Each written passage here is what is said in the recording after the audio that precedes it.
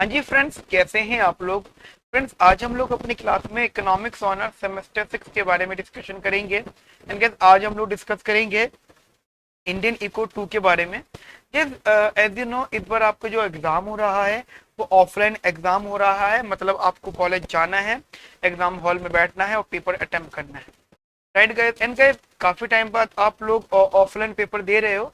And इससे पहले guys आपके ऑनलाइन ओबीई एग्जाम हुए थे, जो नो डाउट गाइस एक आपका राइटिंग टेस्ट होता था। बस पेपर क्वेश्चन आते थे एंड साथ साथ गाइस घूम फिर के आंसर भी आ जाते थे, या तो आ जाते थे आप ढूंढ लेते थे। ठीक है, वो लिखना होता था, बस सबमिशन होता था। लेकिन अब जो है गाइस, ये एक्चुअल पेपर हो रहा है जिसमें आपकी नॉलेज टेस्ट हो रही है। एंड ऑब्वियसली बात है, आप भी पढ़ाई कर रहे हो, मुझे पता है आप लोग पढ़ाई कर रहे हो, क्योंकि इतने सारे लोगों ने सेमीकॉन ज्वाइन किया हुआ है। तो मुझे पता है कि इतने इतने सारे लोग पढ़ रहे हैं। राइट गाइज, सो आज गाइज हम लोग डिस्कशन करेंगे कि आपके एग्जाम में कौन कौन से एक्सपेक्टेड क्वेश्चन हैं जो आने हैं। ठीक है, एंड साथ साथ कौन कौन से एक्सपेक्टेड रीडिंग्स हैं जो आपको पढ़नी है। राइट गाइज, देखो गाइज, मैं पहले इन एक्सपेक्टेड क्वेश्चन का डिस्कशन कर लेता हूँ कि हाँ जो क्वेश्चंस आने हैं एग्जाम में। ठीक है गाइज, अच्छा उससे पहले मैं आपको बता देता हूँ कि जैसे कि आपको बताया गया आपके पेपर में दो ऑप्शन हो सकते हैं क्वेश्चन आने के। या तो क्वेश्चन 8 आएंगे, ठीक है, तो आपको इन 8 में से 5 अटेम्प्ट करने हैं, इस बात को दिमाग में रखना। या फिर क्वेश्चन 7 आएंगे एंड 7 में से आपको 4 अटेम्प्ट करने हैं। ठीक है गाइस, ये कुछ वेटेज रखेंगे। 75 मार्क्स का पेपर होगा आपका। 5 आते हैं तो 15 मार्क्स ईच, 4 आते हैं तो वो कुछ ना कुछ इस तरीके से करेंगे कि आपका जो है क्वेश्चन फ्रेम्ड हो जाए। ठीक है, यानी एक क्वेश्चन 20 नंबर का रहेगा और 3 क्वेश्चन 15-15 नंबर के रहेंगे, तो 15 या 45 and 20 question. And I think दो वो कहीं ना कहीं मैच करेंगे। 18.5 नंबर का क्वेश्चन कोई ना कोई वो रखेंगे, यानी वो घूम फिर के आपको वो 75 नंबर करवा देंगे। ठीक है, वो जो भी वेटेज रखे। राइट गाइस, अब गाइस एक बात अपने दिमाग में रखना कि आपको क्वेश्चन एग्जाम में क्वेश्चन छोड़ने भी हैं।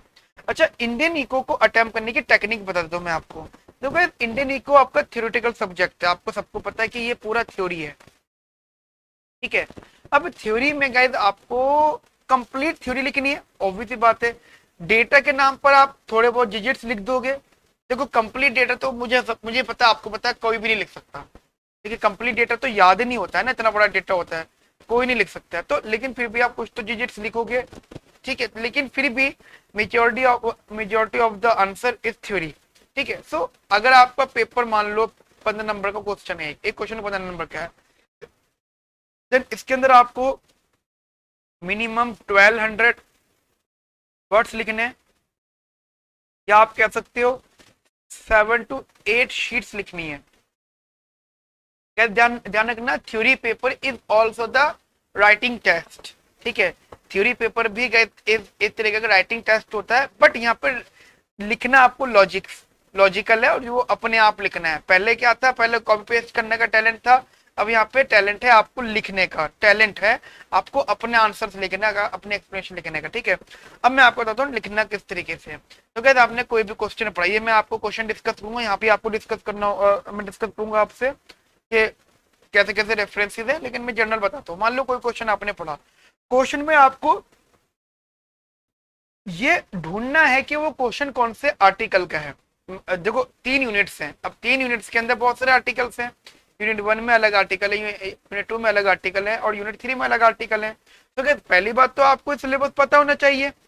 ठीक है, अच्छा मैं आपको बात बता देता हूँ कि आपके एग्जाम के हिसाब से अगर आपके पेपर में 8 क्वेश्चन आने हैं तो 7 क्वेश्चन तक का सिलेबस हमने कंटेंट अपलोड कर दिया। ठीक है, हमने 1 से 2 आर्टिकल या दो या 3 आर्टिकल हमने छोड़े हैं, जिनमें से एक दो आर्टिकल तो बिल्कुल ही वेस्ट है, उनमें से क्वेश्चन पूछा नहीं जाएगा।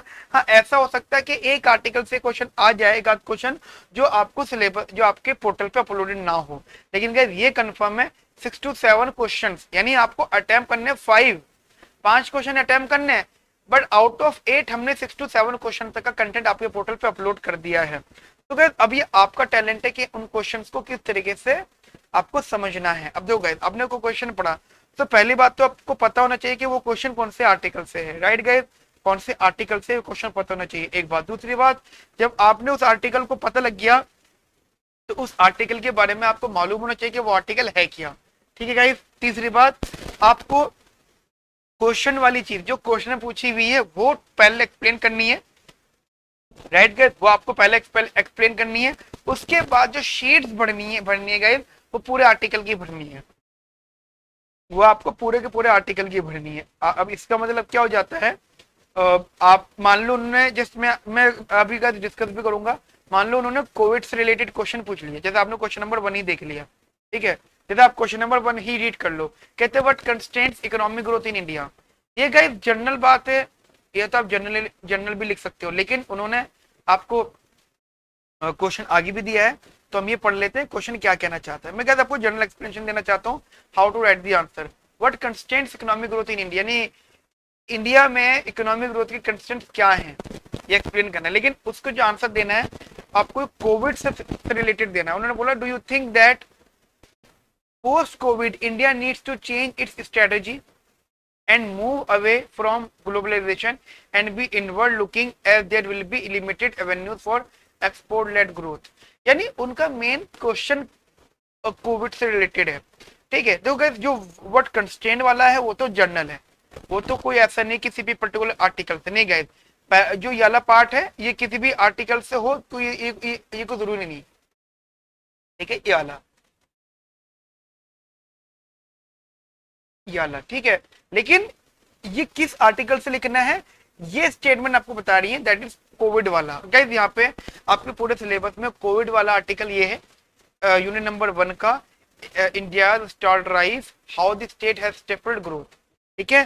गाइस इसके अंदर आपको कोविड सिचुएशन बताई हुई है, एंड 2021 का आर्टिकल है, 2021 मतलब 2021 का में इस मतलब इसका टर्म बहुत डिस्कस हुआ है, उसमें जो सिचुएशन थी वो बताई हुई है। पोस्ट कोविड मतलब फर्स्ट वेव की बात कर रहे हैं, एंड सेकंड वेव भी समहाउ, ठीक है, ठीक है। सेकंड वेव बहुत ज्यादा ड्रास्टिक थी, सबको पता है, ठीक है।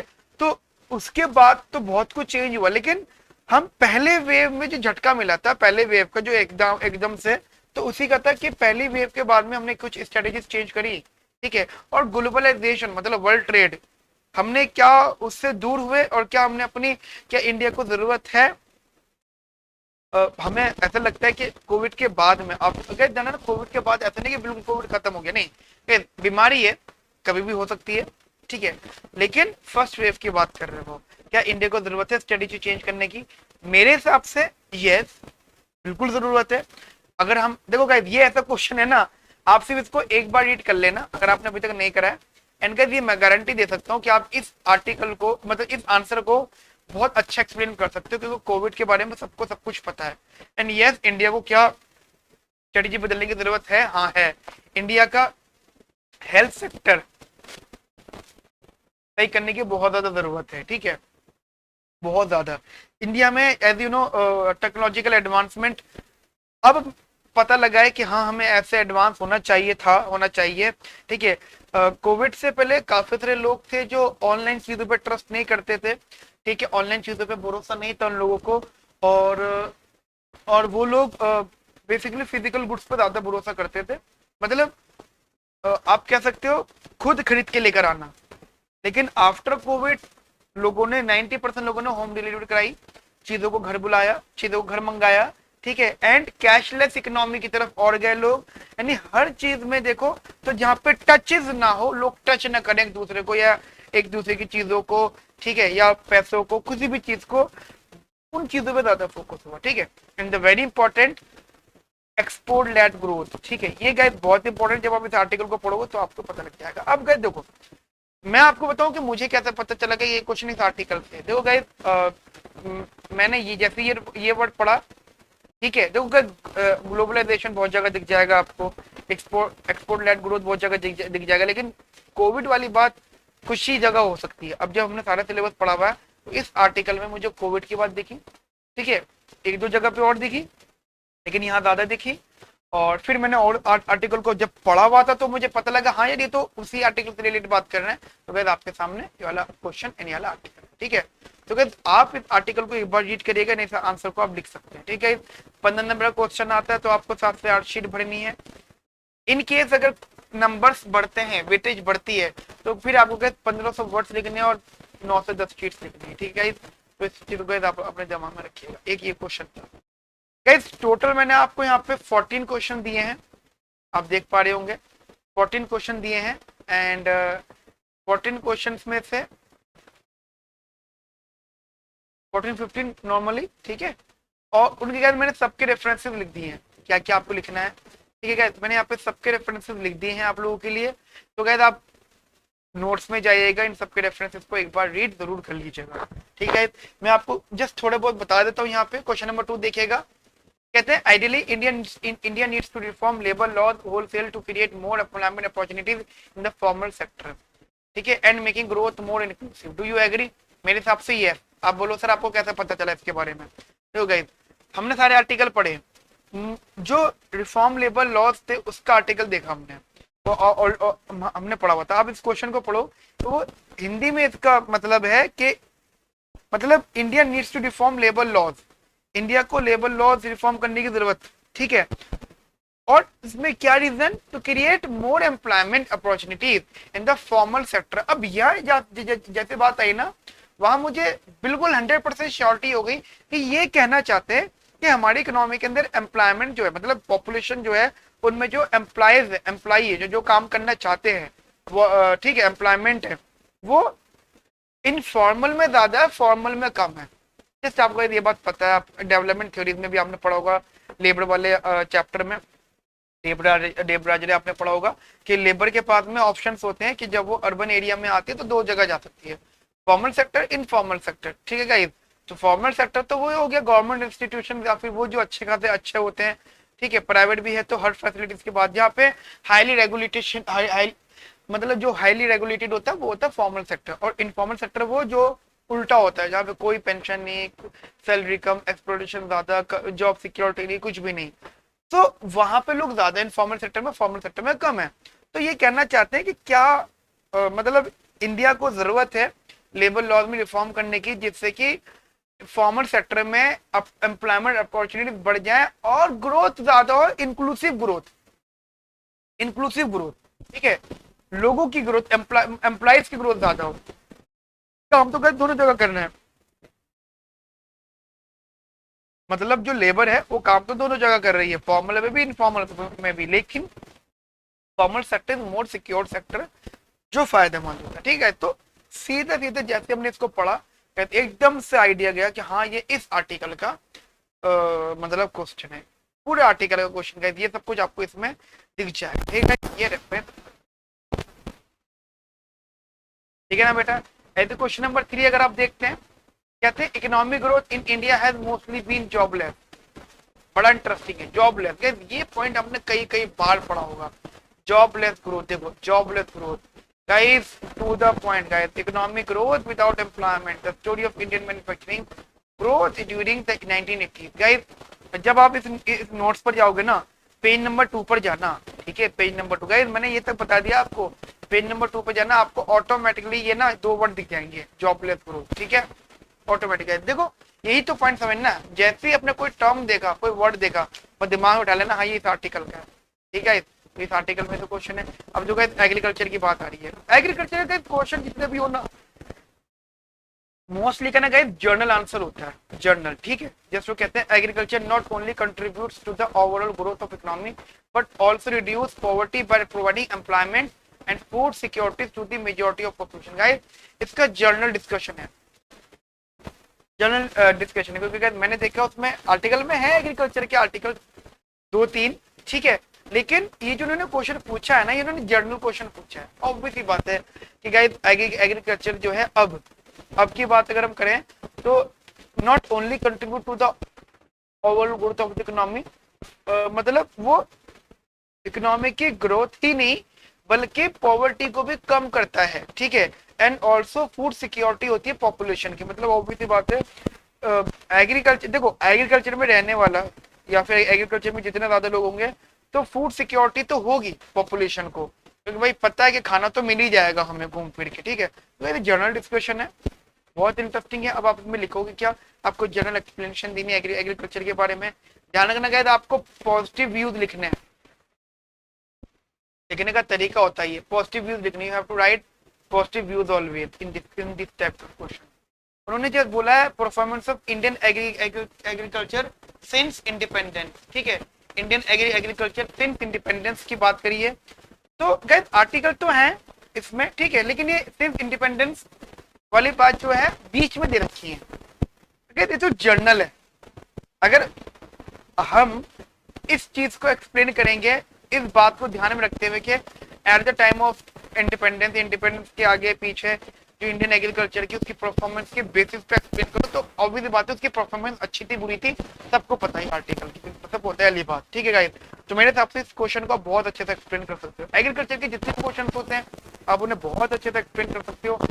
ऐसे ही ये क्वेश्चन भी, लेकिन इस क्वेश्चन में मैं आके रुका क्यों एग्रीकल्चर का, इसके लिए मैं जनरल क्यों नहीं लिखा, क्योंकि जब मैं क्वेश्चन को पढ़ रहा, जैसे इन्होंने लिखा है agriculture was never a part of a comprehensive agenda for reform, जैसे एजेंडा वर्ड आया एकदम मुझे ध्यान आया कि मैं एक आर्टिकल पढ़ रहा था, सेम स्टेटमेंट मैंने देखी थी यहाँ पर, आर्टिकल यूनिट 3 का है रिफॉर्मिंग इंडियन एग्रीकल्चर, ठीक है, ये है फर्स्ट पैराग्राफ पढ़ोगे और लास्ट पैराग्राफ, ठीक है, मैं आपको बताता हूँ फर्स्ट पैराग्राफ में आपको यहाँ पे क्या लिखना है, ठीक है, फिर कहते हैं the overarching rate and marketing policies in India have remained restrictive and anti farmer, ठीक है, ये क्या लास्ट पैराग्राफ के स्टेटमेंट है। जब अब लास्ट पैराग्राफ में जाओगे तो आपको नहीं, देखो सिंपल सा लॉजिक है, पॉलिसीज दिखेंगी, कुछ फेवरेबल होती है, कुछ अनफेवरेबल होती हैं, जो फार्मर को सपोर्ट करते करते एंटी फार्मर हो जाती है, ठीक है। टू द पॉइंट गाइस,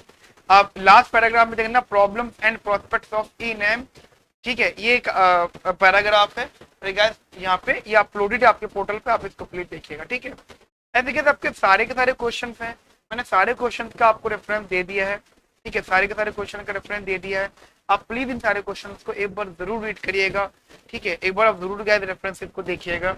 अच्छा, मैं यहाँ पे आपको बता देता हूँ, एक आर्टिकल है भगवती सर का, this is very important article. वैसे तो जब आप इन क्वेश्चंस को देखोगे तो भी आपको आइडिया लग जाएगा हाँ कौन सा आर्टिकल इंपॉर्टेंट है, ठीक है। ये गाइस सारे इनमें से जो सबसे ज्यादा फ्रिक्वेंटली हैं उनको तो करना ही है, साथ गाइस इन आर्टिकल को एक बार और जरूर आप रीड करिएगा। एक आपका भूपा चंद्रा सर्विस लेड ग्रोथ,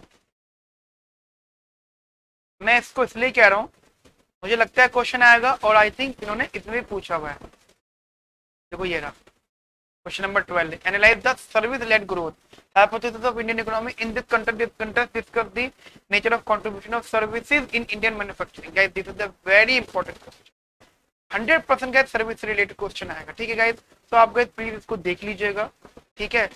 सारे आर्टिकल का उतने क्वेश्चन आपके 100% पेपर में 6 to 7 क्वेश्चन तक का नोट्स अपलोडेड है, ठीक है। और आपको सारे आर्टिकल नहीं पढ़ने हैं, मैं बार बार आपको बोल रहा हूँ, सारे आर्टिकल स्टडी नहीं करने हैं, लिमिटेड कंटेंट पढ़ना है, जितना मैंने आपको यहाँ पे बताया इतना भी अगर आप कर लेते हो तभी क्या आप पेपर में 5 क्वेश्चन अटेम्प्ट इजीली कर लोगे, ठीक है बेटा।